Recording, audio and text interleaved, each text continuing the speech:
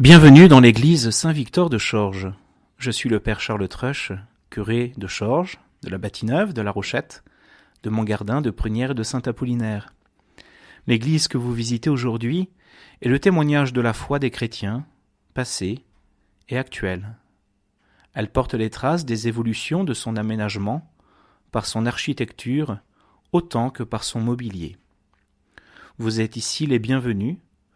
Nous vous demandons toutefois de ne pas circuler dans l'édifice pendant les offices, de respecter la prière des personnes que vous pouvez rencontrer et de ne pas pénétrer dans le chœur, qui est le lieu le plus saint de l'Église.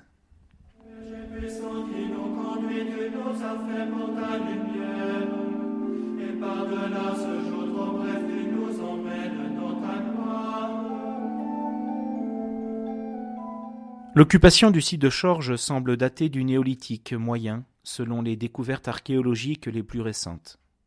Au 1er siècle avant notre ère, les Cathuriges, une peuplade celte, sont soumis par César.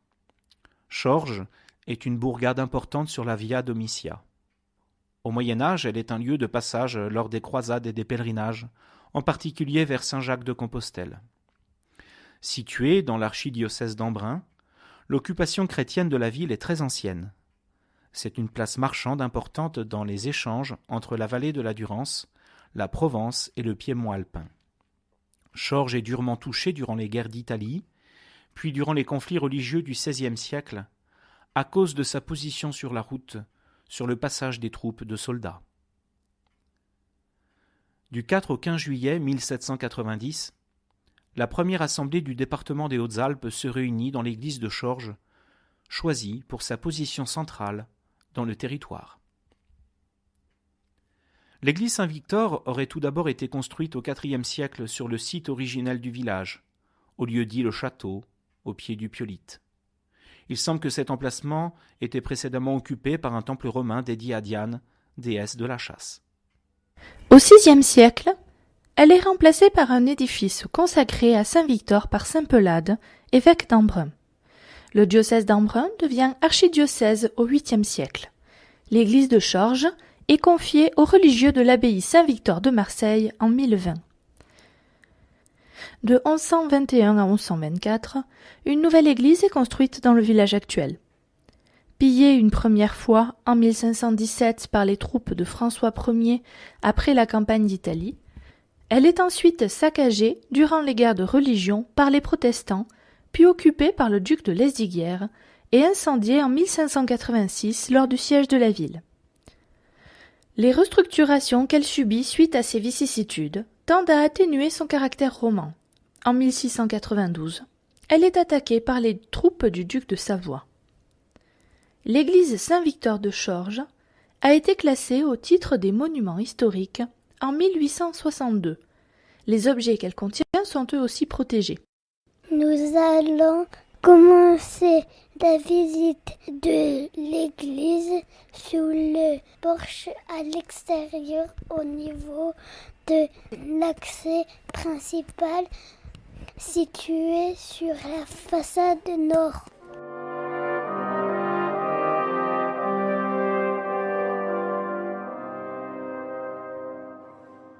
Traditionnellement, dans notre région, c'est la façade sud qui est mise en valeur par un portail monumental. Toutefois, ici la falaise ne permet pas cette configuration. La cathédrale d'Embrun, pour des raisons géographiques semblables, reproduit ce schéma lors de sa construction dans les années 1170, 50 ans après l'église de Chorges. Toutefois, le porche lui-même n'a sans doute été ménagé que par la construction du clocher au XIIIe siècle, puis de la chapelle de la Vierge à la fin du XVe siècle. Le portail est surmonté de voussures en plein cintre, appuyées sur des colonnettes. Les chapiteaux portent un décor plus tardif que l'ensemble du monument. Ils représentent des motifs végétaux et géométriques, ainsi que des anges et des animaux. Le trumeau central est exceptionnel dans le département.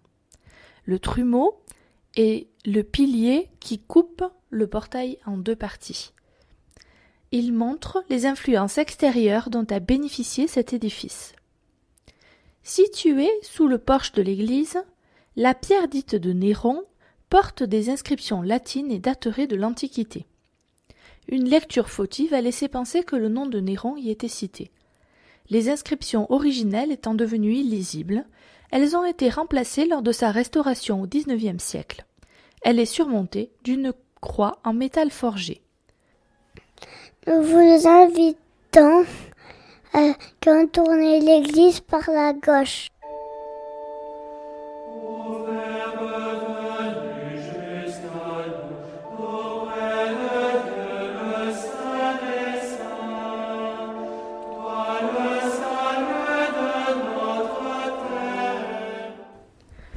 Le clocher est adossé au sud-est de l'édifice. D'abord au XIIIe siècle, il a été reconstruit en 1699 après avoir été détruit par la foudre. Il comprend 2 étages de fenêtres, délimités par 2 cordons. Le premier comprend des baies uniques, dont l'arc est légèrement brisé. Les baies géminées du second s'inscrivent dans une fausse arcade brisée. La toiture est percée de lucarnes ogivales accrochées. La façade méridionale porte les traces de son appareil roman. Les marques de la composition antérieure de l'édifice y sont clairement visibles. L'une des baies a été obturée alors que les 2 autres ont été maintenues. Elles sont en plein cintre, très hautes, dans le style roman. Dans la partie orientale de l'édifice, il existe des vestiges d'une demi-abside qui pourraient être les restes d'un édifice antérieur. Des vestiges similaires ont été découverts dans la sacristie côté ouest. Des traces d'arc et de nombreux coups de sabre, des marques d'incendie, montrent l'histoire mouvementée de l'édifice et les restructurations qu'il a subies. La porte, dont l'écusson a été mutilé à la Révolution française, est de style gothique, comme la chapelle de la Vierge. Elle donnait sur l'ancien cimetière, puis sur la falaise. Pour poursuivre la visite, vous pouvez entrer dans l'église par le portail principal, sous le porche. Ave Maricella, Dei Mater Alma, atque semper Virgo, felix celi porta. La nef, composée de 2 travées, est assez massive. Elle est couverte d'une voûte en anse de panier, c'est-à-dire de forme légèrement aplatie, qui remplace sans doute une charpente en bois. Le chœur, surélevé par 2 marches, est couvert d'une voûte plus basse que celle de la nef. Tout de suite à gauche de l'entrée se trouve le baptistère. De manière symbolique, cet emplacement montre que le baptême marque l'entrée du baptisé dans la communauté chrétienne. Le baptême et la confirmation, comme tous les sacrements, peuvent être reçus à tout âge. Si vous souhaitez réfléchir à une telle démarche, n'hésitez pas à vous rapprocher de votre paroisse ou du service de catéchèse de votre diocèse. Le baptistère est ici une grande cuve de pierre, protégée par un couvercle de bois. Il est surmonté du monument aux morts qui recense les soldats cathuriges morts pendant la Première et la Seconde Guerre mondiale. La première chapelle est celle de la Vierge Marie. Datée de 1500, son style s'apparente au gothique flamboyant. Couverte d'une voûte en ogive, elle dispose d'une fenêtre très travaillée en arc brisé. Elle contient un autel en bois daté de 1864 et une sculpture moderne de Saint Joseph portant l'enfant Jésus. La Vierge est mise à l'honneur par une belle statue polychrome et par une bannière portant son monogramme.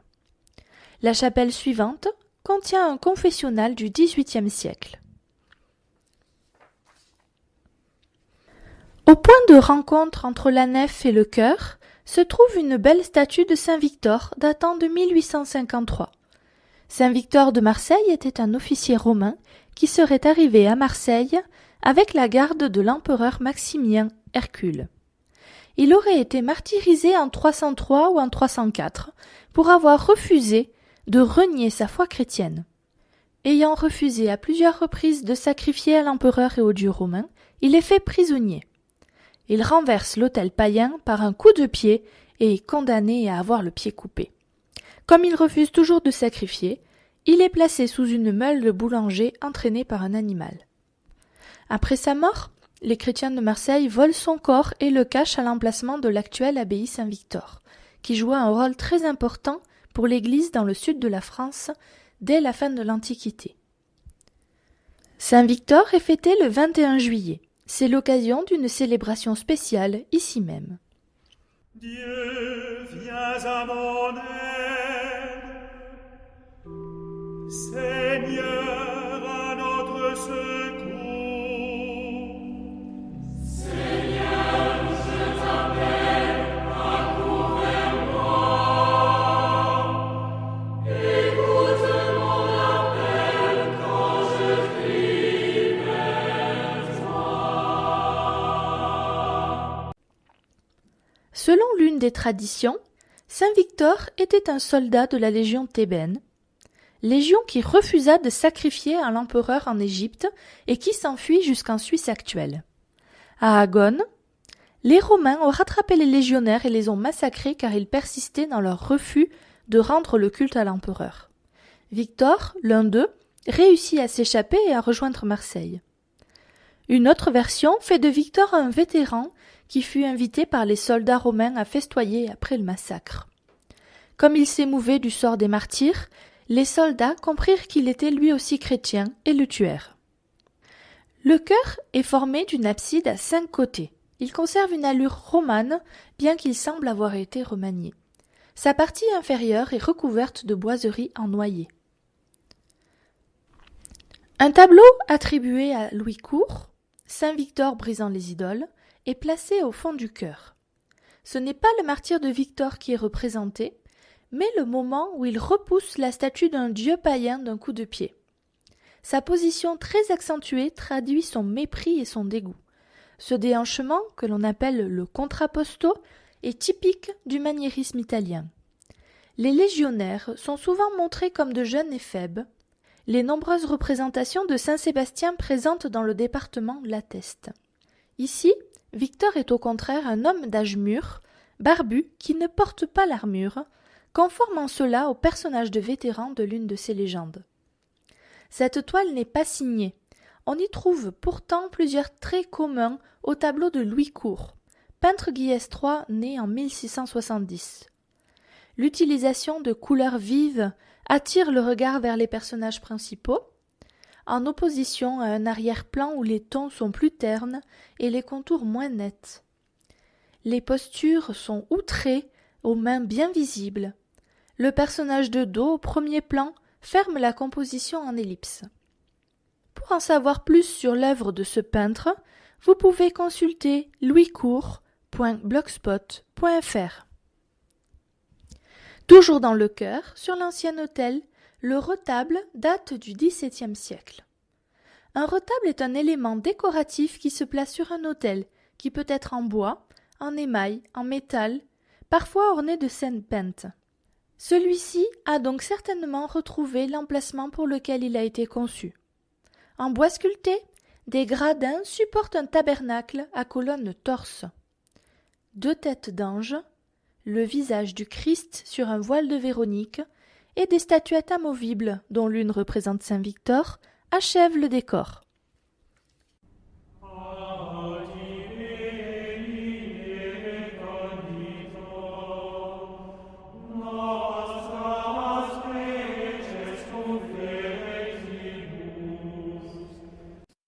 Les vitraux de l'église représentent Sainte Philomène, Saint Victor, Sainte Thérèse de Lisieux et Saint Pelade, l'évêque d'Embrun qui aurait consacré l'ancienne église du village.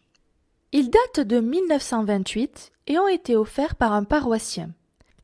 La tribune est éclairée d'une rosace qui représente l'apparition de la Vierge Marie à Benoît-Rancurel, à Notre-Dame-du-Lot, qui se trouve à une 20aine de kilomètres de Chorges. La tribune a été construite en 1827, à l'usage des pénitents de la confrérie des Gofalons, après la destruction de la chapelle qui leur était attribuée dans l'église. Elle était placée dans le renfoncement aujourd'hui occupé par l'orgue. Un arc correspondant à son prolongement est visible sur la façade sud. La tribune prend appui sur un pilier dont le fût, la base et le chapiteau portent des motifs géométriques. Ces éléments sont des remplois de l'ancien château, détruit sous la Révolution. D'autres pierres de ce bâtiment ont été réutilisées dans le village. Sous la tribune se trouve un confessionnal du XIXe siècle. Au-delà de l'aspect patrimonial du bâtiment que vous venez de visiter et des œuvres que vous venez de voir, l'église est un lieu vivant qui accueille régulièrement de grandes célébrations, des mariages et des baptêmes. La messe y est célébrée tous les dimanches à 10h30 et plusieurs fois en semaine. Vous y êtes les bienvenus.